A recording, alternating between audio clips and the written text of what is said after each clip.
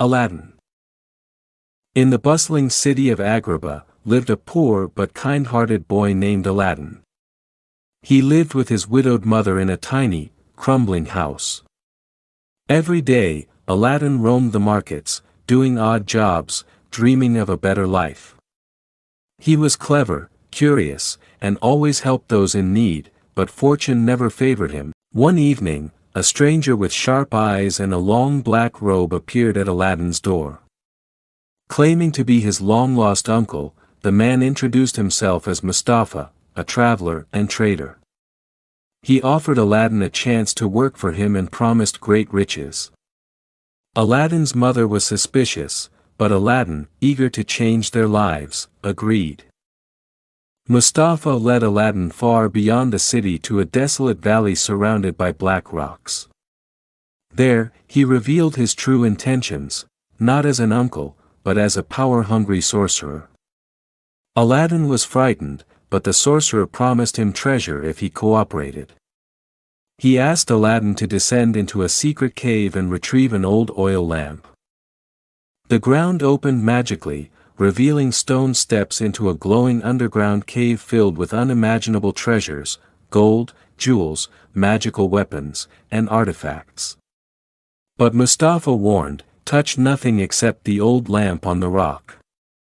Aladdin stepped in carefully, awestruck by the beauty and danger. Aladdin reached the lamp, but curiosity made him touch a glittering ruby. The cave began to rumble. As he rushed back with the lamp, the sorcerer demanded it before pulling him out. Sensing betrayal, Aladdin refused. Furious, Mustafa sealed the cave, trapping Aladdin inside. Alone and hopeless in the dark, Aladdin rubbed the dusty lamp, and to his shock, a mighty blue genie burst out in a cloud of smoke. "Master, your wish is my command." The cave shook again, but this time with hope. Aladdin wished to return home, and instantly, he was whisked away.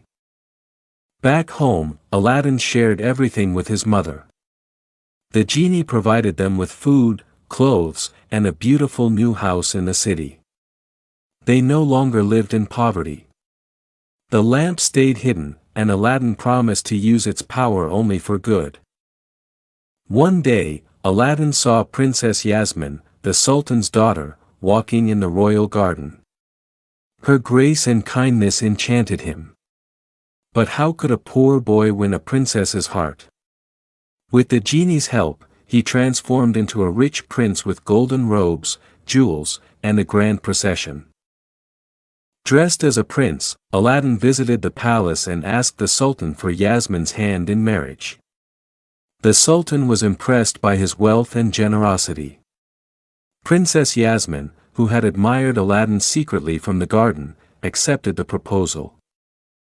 To house his bride, Aladdin wished for a palace grander than any in Agrabah.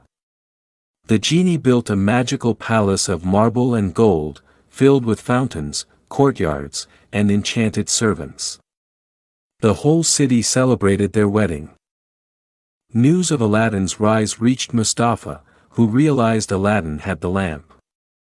Burning with jealousy, he disguised himself as a merchant and reached the city, carrying new lamps. He shouted in the streets, "New lamps for old," hoping someone would exchange the miracle lamp.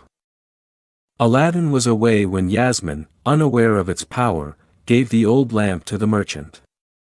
That night, Mustafa summoned the genie and wished to transport the entire palace, with the princess inside, to a distant desert kingdom. Agrabah woke to find the grand palace vanished. The Sultan was furious and ordered Aladdin arrested. Heartbroken but determined, Aladdin begged for time to find his wife and palace.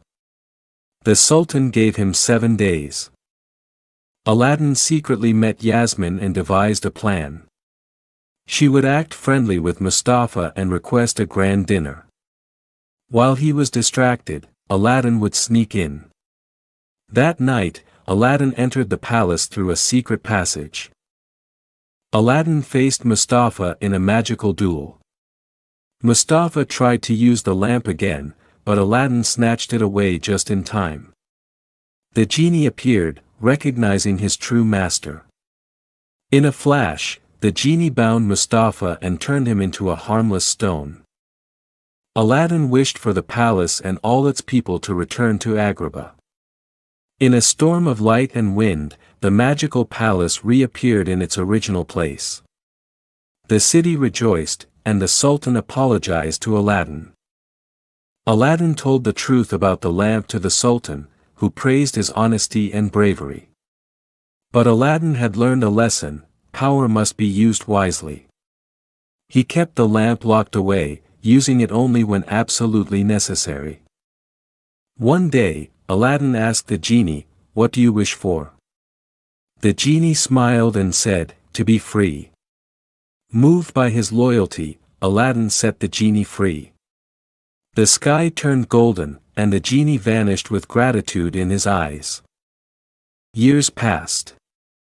Aladdin ruled justly as the Sultan's most trusted advisor and eventually became the ruler himself. He and Yasmin built schools, helped the poor, and spread kindness.